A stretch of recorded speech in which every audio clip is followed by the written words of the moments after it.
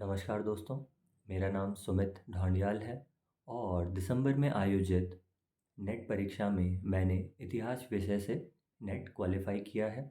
कुछ साथी कह रहे थे कि आपने इस एग्ज़ाम को कैसे क्वालिफ़ाई किया, उसके बारे में एक डिटेल वीडियो बनाइएगा, तो यह वीडियो इसी पर आधारित है।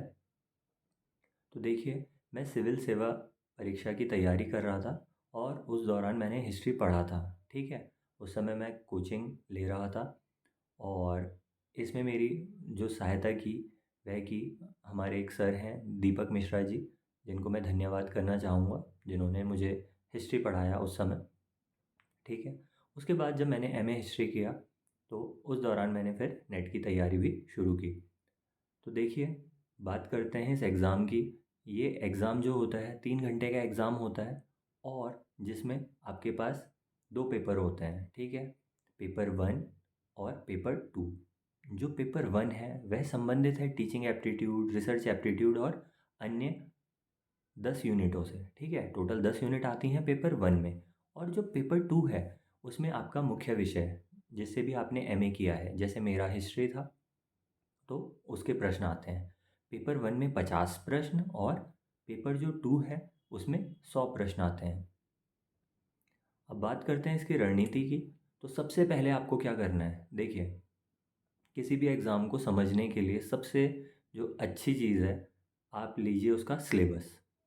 तो आप सबसे पहले नेट की वेबसाइट पर जाइए और वहाँ से डिटेल पूरा सिलेबस डाउनलोड कर लीजिए, ठीक है। पेपर वन का भी और अपने सब्जेक्ट का भी।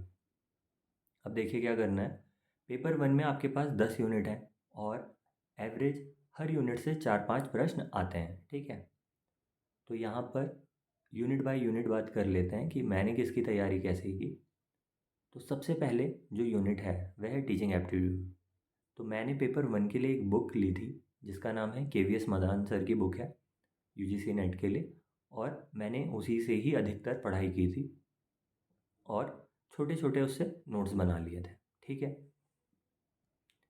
टीचिंग एप्टीट्यूड में आप पढ़ते हैं कि टीचिंग के बारे में और उससे संबंधित जो जो टीचिंग के स्तर होते हैं, ठीक है, और किन किन शिक्षण शास्त्रियों ने अपने क्या क्या मत दिए या उन्होंने क्या क्या थ्योरियाँ दी, वह सब इसमें बताया जाता है।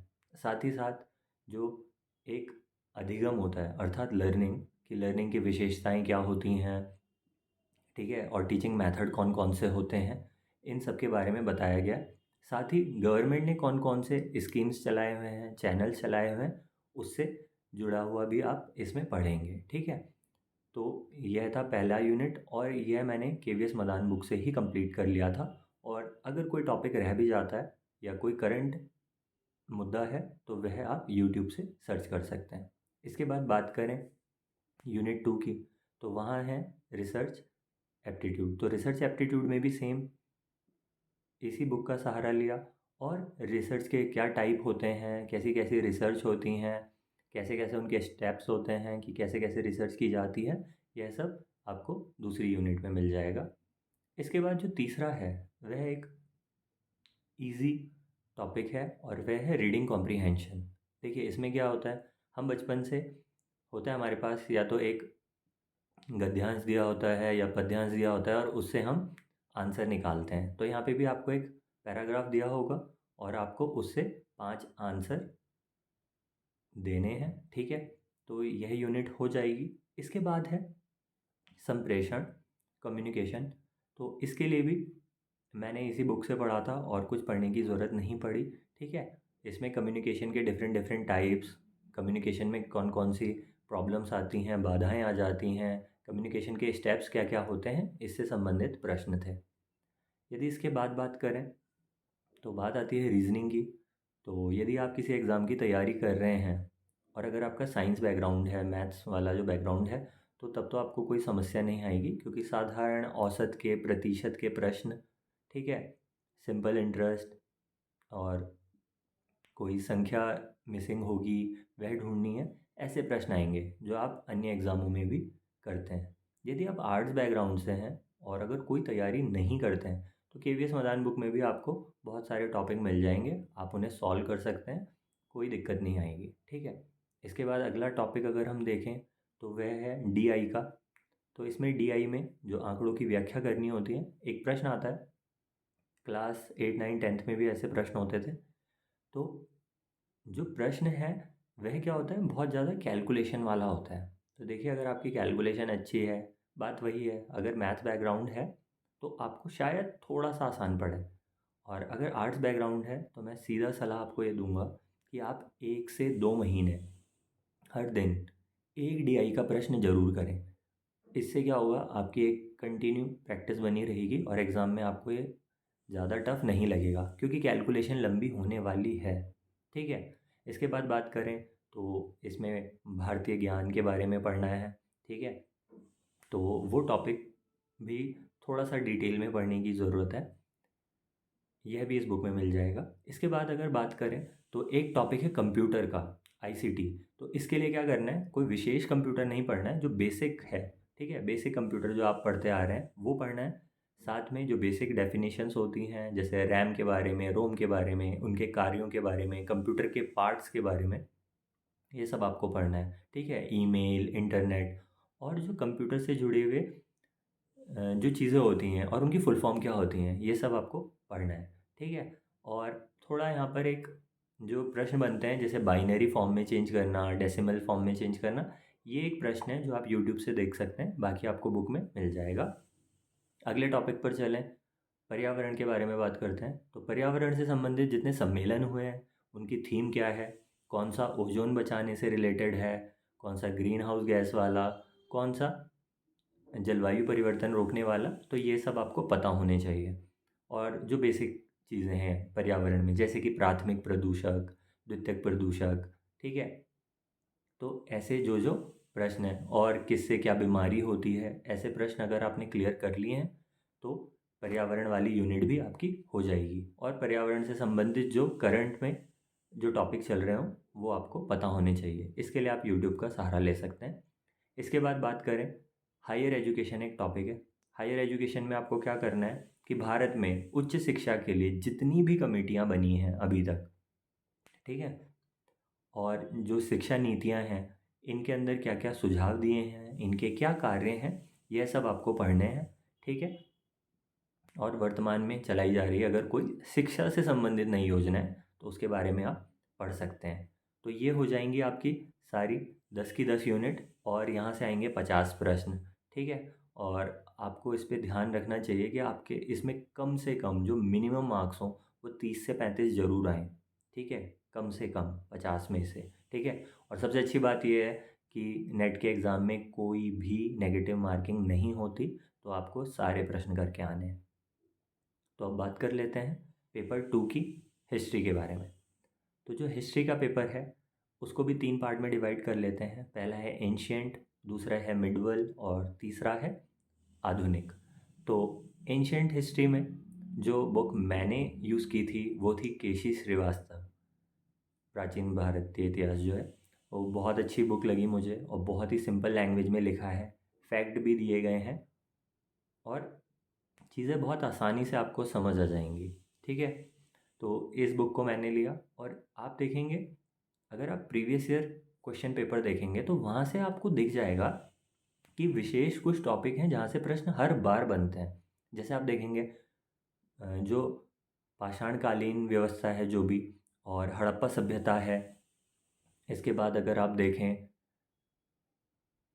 मौर्य काल के बारे में या गुप्त काल के बारे में, वैदिक समाज के बारे में, बौद्ध धर्म के बारे में, जैन धर्म के बारे में। ठीक है। साउथ में जो मंदिरों के बारे में है। ठीक है। ये सब आप देखेंगे, ये सब इसमें आएगा एंशंट में। और साथ ही साथ आप अलग अलग साम्राज्यों के बारे में भी पढ़ेंगे। ठीक है, चोल, चेर, पांड्य, यह सब। तो आप देखेंगे कॉमन प्रश्न बहुत हैं जहाँ से, मतलब ऐसे हॉट टॉपिक्स हैं जहाँ से प्रश्न बनता ही है। आप देख लीजिए, अशोक से प्रश्न आया ही आया है, जैन धर्म से, बौद्ध धर्म से, वैदिक कालीन, ठीक है, हड़प्पा सभ्यता से, यहाँ से प्रश्न हमेशा बनते हैं। तो इन टॉपिक को विशेषतः देखें, और यह भी देखें कि किस प्रकार के प्रश्न बनते हैं। देखिए, कुछ प्रश्न सीधे सीधे होते हैं, वन लाइनर। कुछ प्रश्न होते हैं जिनमें कॉन्सेप्ट चेक किया जाता है आपका कि कितनी क्लैरिटी है, और कुछ प्रश्न हैं मिलान करने वाले और घटनाक्रमों से संबंधित। ठीक है।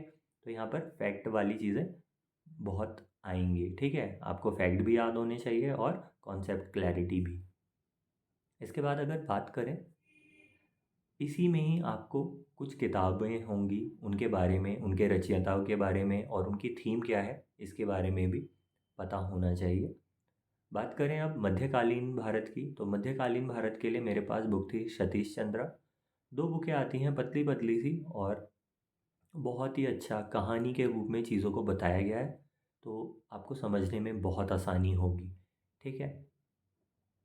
तो इसमें भी आप देखेंगे तो दिल्ली सल्तनत के बारे में आपको पढ़ना है, आप देखेंगे कुतुबुद्दीन ऐबक से, इल्तुतमिश से, रजिया सुल्तान से, आप यहाँ देखेंगे कि यहाँ से प्रश्न बनते ही बनते हैं।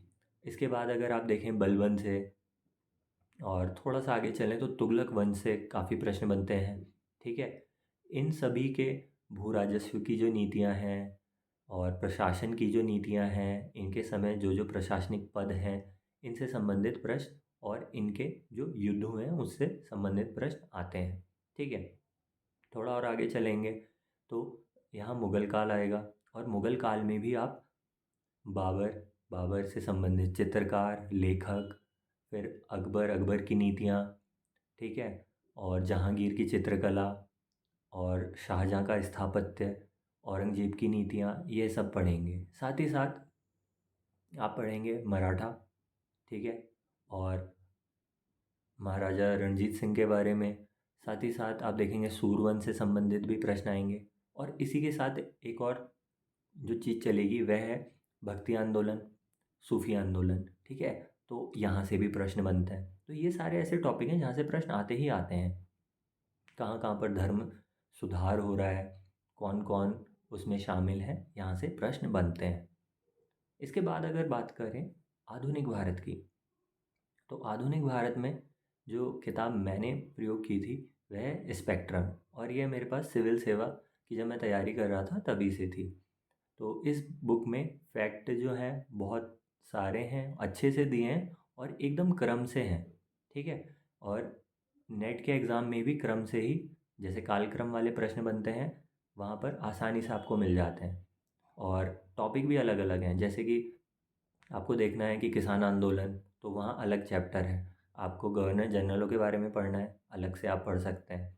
और स्पेक्ट्रम में लास्ट में कई सारा जो संगठन है उनके बारे में, वह कब बने, यह सब पढ़ सकते हैं आप, और उससे बहुत आपको आसानी मिलती है।